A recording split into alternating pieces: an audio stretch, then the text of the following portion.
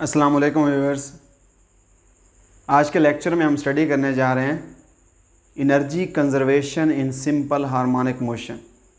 अगर कोई body vibrate कर रहा है और वो सिंपल हार्मोनिक मोशन को ओबे करता है तो फिर हम देखते हैं कि उसमें काइनेटिक एनर्जीज़, उसकी पोटेंशियल एनर्जीज़ वो कैसे चेंज होती हैं और उसकी टोटल एनर्जी क्या होती है, टोटल एनर्जी किन किन फैक्टर्स के ऊपर डिपेंड करती है। तो energy of the vibrating body को हम स्टडी करते हैं। हम कहते हैं let we have a mass spring system.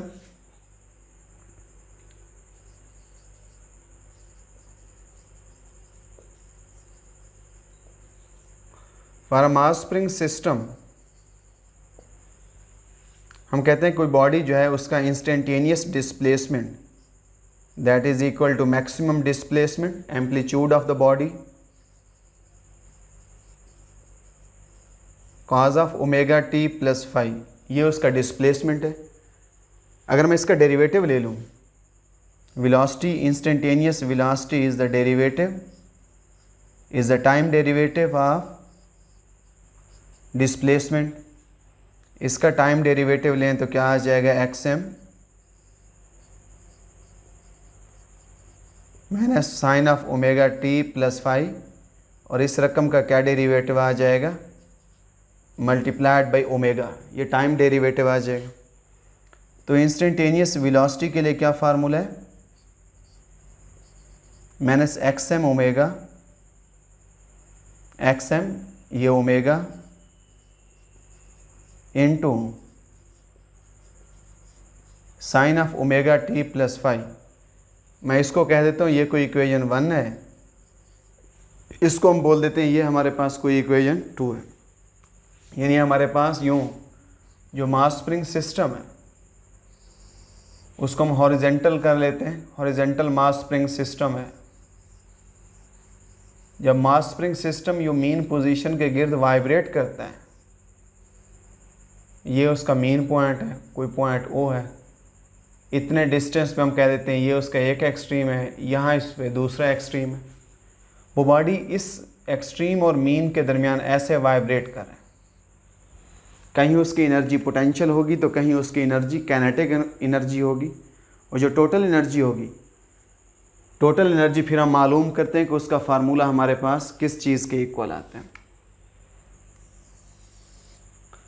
अगर मैं कहता हूँ कि बॉडी जो है वो स्मॉल डिस्टेंस dx के लिए मूव करता है, then delta W work is equal to force multiplied by displacement आ जाएगा dx।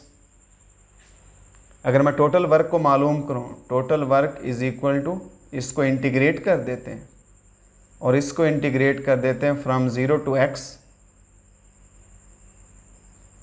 f into D X. 0 to x हमारे पास मैक्सिमम उसका डिस्प्लेसमेंट है कि बॉडी यहाँ 0 से लेकर किसी डिस्टेंस x पे पहुँचता है। तो टोटल वर्क किसके इक्वल आएगा,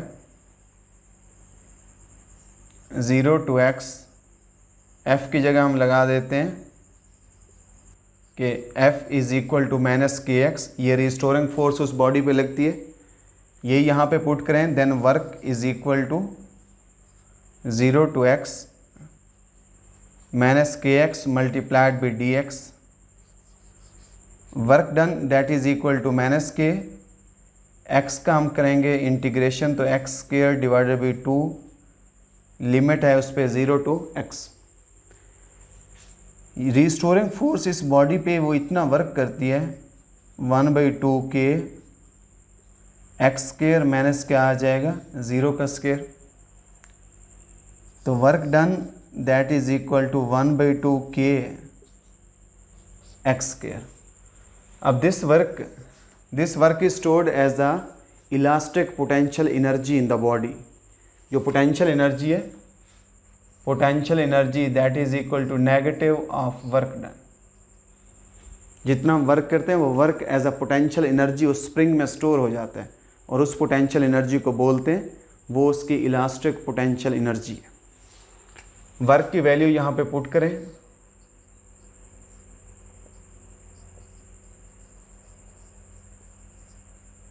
तो यहाँ पे उसकी पोटेंशियल एनर्जी किसके इक्वल आ जाएगी, 1/2 kx², ये उसकी इंस्टेंटेनियस पोटेंशियल एनर्जी है। अगर x चेंज होगा, x 0 होगा तो पोटेंशियल एनर्जी 0, x अगर हमारे पास मैक्सिमम होगा तो उसकी पोटेंशियल एनर्जी भी मैक्सिमम होगी, और 1/2 x की जगह हम xm लगा देते, उसकी पोटेंशियल एनर्जी इतनी होगी। अगर मैं उस इंस्टेंटेनियस x की जगह यहाँ पर अगर मैं इसको साइनोसाइडल फॉर्म में देखना चाहता हूँ कि x में वेरिएशन किस तरीके से और उसकी वजह से उसकी पोटेंशियल एनर्जी में किस तरीके से वेरिएशन है, मैं x की ये फार्मूला उठा के पुट कर देता हूँ। ये यहाँ पे पुट करेंगे, then instantaneous potential energy x है हमारे पास xm cos omega t plus phi, इसका स्केयर, इसको सॉल्व करेंगे तो ये आ जाएगा 1/2 k xm square cos square omega phi. ये हमारे पास उस वाइब्रेटिंग सिस्टम की इंस्टेंटेनियस पोटेंशियल एनर्जी है। देखें कॉस स्केयर फंक्शन पे डिपेंड कर रही है, साइनोसाइडली वो पोटेंशियल एनर्जी उसकी चेंज हो रही है। इसको भी हम आगे ग्राफ की शक्ल में डिस्कस करते हैं। या अगर मैं इसमें मैक्सिमम वैल्यू को पुट करूं तो देखें काज की जो मैक्सिमम वैल्यू होती है ओमेगा टी प्लस फाई, काज या हमारे पास पॉजिटिव है या नेगेटिव, इतना हो सकता है। ये एक्सट्रीम्स हैं उसकी। काज का रिजल्ट मैक्सिमम +1 हो सकता है और मिनिमम -1। जब हम इसको यहाँ पे पुट करेंगे, इसका स्केयर होगा, इसका स्केयर क्या आ जाएगा +1। तो जो मैक्सिमम पोटेंशियल एनर्जी है जो हमने पहले यहाँ पे भी लिखी है, उसकी मैक्सिमम पोटेंशियल एनर्जी कितनी होगी 1/2 के xm स्केयर, ये इसकी मैक्सिमम पोटेंशियल एनर्जी। अगर हम काइनेटिक एनर्जी को लिखें, instantaneous kinetic energy is equal to 1/2 v इन इंस्टेंटेनियस का स्केयर, जो भी उसकी वेलोसिटी है उसका स्केयर ले लें। वेलोसिटी हम ये डेटा उसमें पुट कर देते हैं। ये पुट करें तो kinetic energy 1/2 m into -xm omega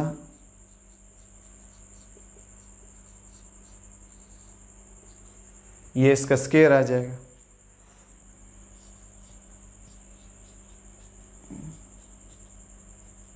one by two यहाँ पे क्या आ जाएगा हमारे पास m omega square xm square sine square omega t plus five. ये नेगेटिव साइन स्केयर में ख़त्म हो जाएगा। अगर मैं m ओमेगा स्केयर को लिखूं, एंगुलर फ्रीक्वेंसी हम लिखा करते हैं omega square is equal to k by m, या हम लिखा करते हैं कि omega is equal to k over m under root. तो यहाँ से m into omega square that is equal to k, हम इसकी जगह k लगा देते हैं। हम k लिखें तो हमारे पास ये काइनेटिक एनर्जी का कौन सा फार्मूला आ जाएगा,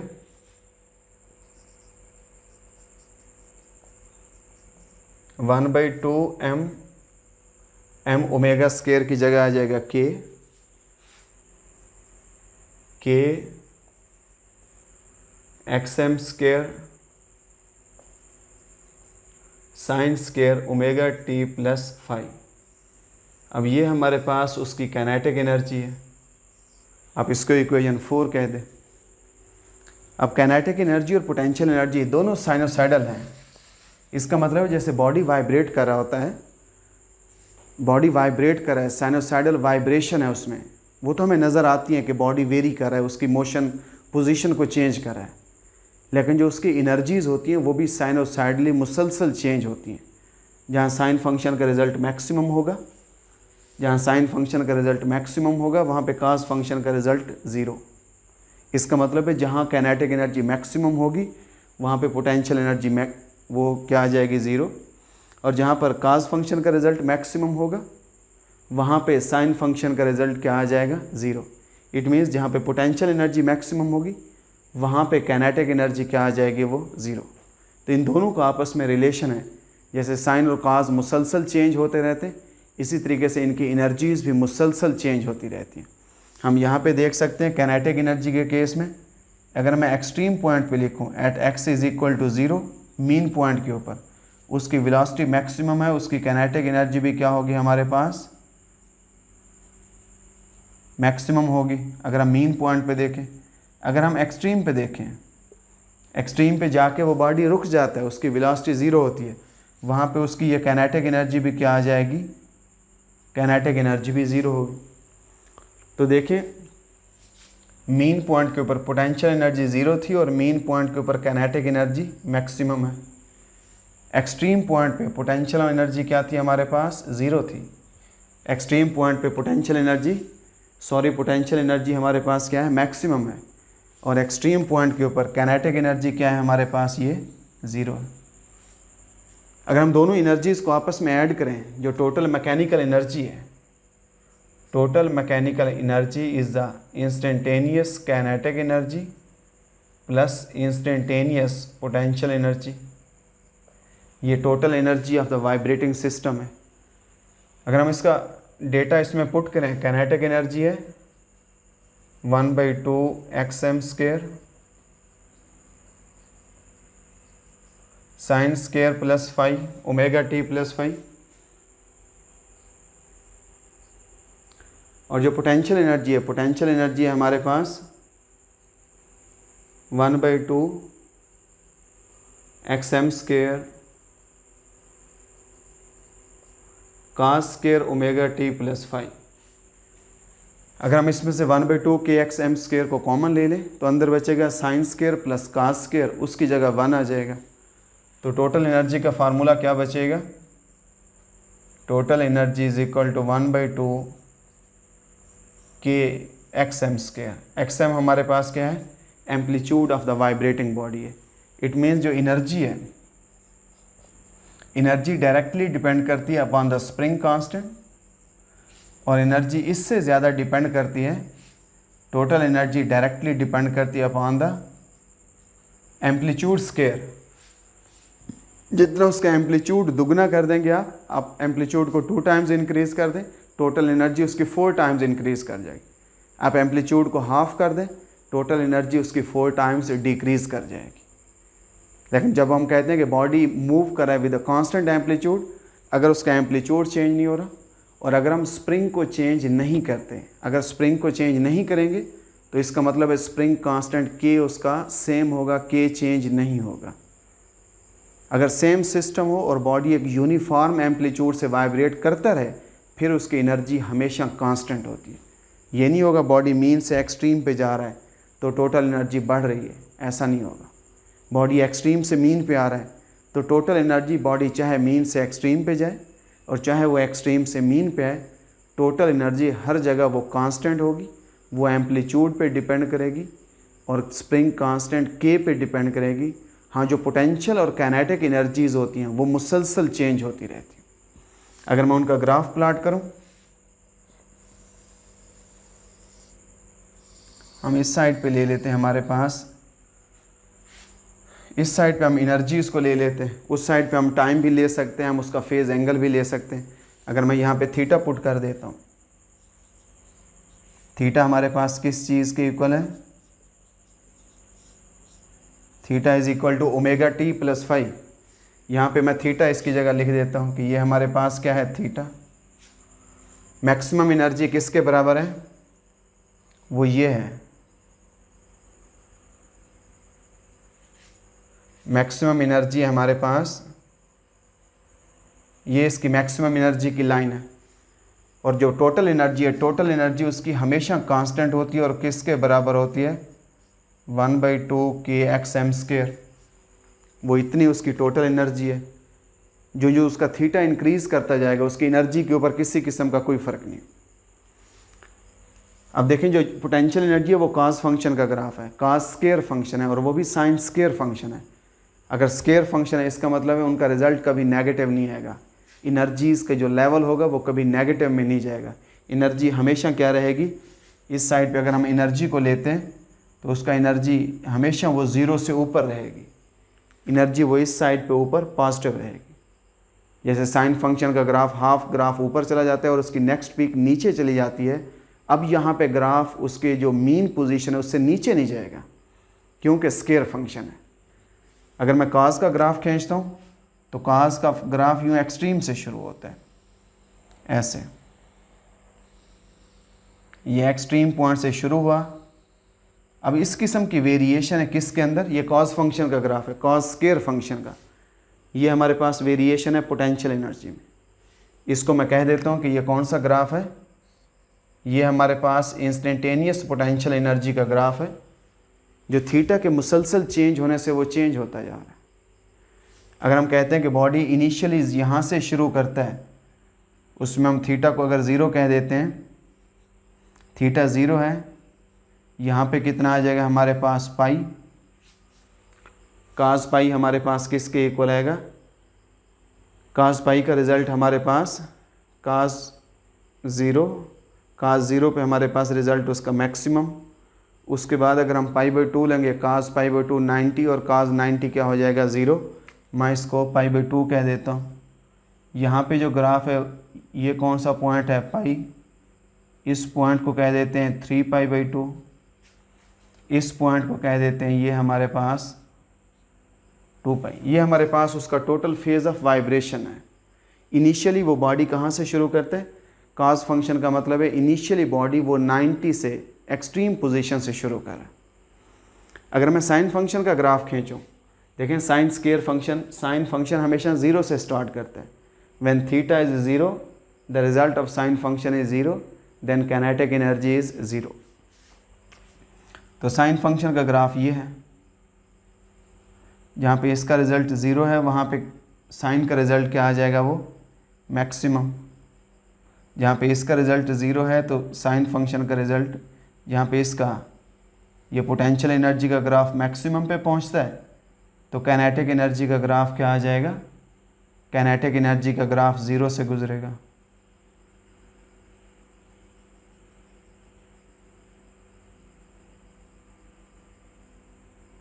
यूँ इस तरीके से वो बॉडी मूव करता जाएगा। अब ये हमारे पास वेरिएशन है काइनेटिक एनर्जी और पोटेंशियल एनर्जी की। अब ये जो डॉटेड लाइन है, डॉटेड लाइन का ग्राफ किस चीज़ का है, ये है हमारे पास इंस्टेंटेनियस काइनेटिक एनर्जी है। देखिए जब बॉडी एक्सट्रीम पे था तो वहाँ पे उसकी टोटल एनर्जी हमारे पास कौन सी थी, वो पोटेंशियल एनर्जी हमारे पास उसकी मैक्सिमम है, उसकी काइनेटिक एनर्जी क्या है, वो 0। बॉडी एक्सट्रीम से शुरू करता है, theta is equal to 0 extreme से लिया है। हमारे पास कॉस फंक्शन डिस्प्लेसमेंट कौन सा है, ये कॉस फंक्शन का ग्राफ है। इट मीन्स कि बॉडी एक्सट्रीम से शुरू कर रहा है। अगर हम कहते हैं कि वो बॉडी जब मीन पोजीशन पे आता है, एक्सट्रीम से मीन पे आएगा तो उसके फेज़ में शिफ्ट आ जाएगा पाई/2 का 90 डिग्री उसका फेज़ में शिफ्ट आएगा। जब वो मीन से एक्सट्रीम से मीन पे आएगा तो फिर देखें उसकी पोटेंशियल एनर्जी कम होकर क्या आ जाएगी 0, काइनेटिक एनर्जी मीन पोजीशन पे बढ़ के क्या आ जाएगी, वो मैक्सिमम। देखें मुसलसल जब बॉडी जा रहा है काइनेटिक इंक्रीज़ करती जा रही है, पोटेंशियल डिक्रीज़ करती जा रही है, और एनर्जीज़ मुसलसल काइनेटिक से पोटेंशियल और पोटेंशियल से काइनेटिक में वो चेंज होती रहती हैं। And these are the basic requirements for the vibratory motion. जब तक ये एनर्जीज़ आपस में इंटरकन्वर्ट नहीं होंगी तब तक वो बॉडी कभी भी वाइब्रेट नहीं कर सकेगा। लेकिन जो उसकी टोटल एनर्जी है, टोटल एनर्जी हमारे पास ये है, the total energy of the body that remains constant. उसकी टोटल एनर्जी हर जगह वो कांस्टेंट होती है। तो स्टूडेंट्स ये है हमारा आज का लेक्चर हमने पढ़ा है। ये है हमारे पास इंटरकन्वर्शन ऑफ एनर्जीज़ है। इन सिंपल हार्मोनिक मोशन हमने एनर्जी कंजर्वेशन को देखा है कि टोटल एनर्जी कंजर्व होती है, एनर्जीज़ आपस में इंटरकन्वर्ट होती रहती हैं और उसकी वजह से वो बॉडी वाइब्रेट करता रहता है। आप इसको स्टडी करें। अगर कहीं आपको कोई प्रॉब्लम फील होता है आप कमेंट्स सेक्शन में जाके आप कमेंट्स करें, आप मैसेज करें, इंशाल्लाह प्रॉपरली आपको उसका आंसर दिया जाएगा।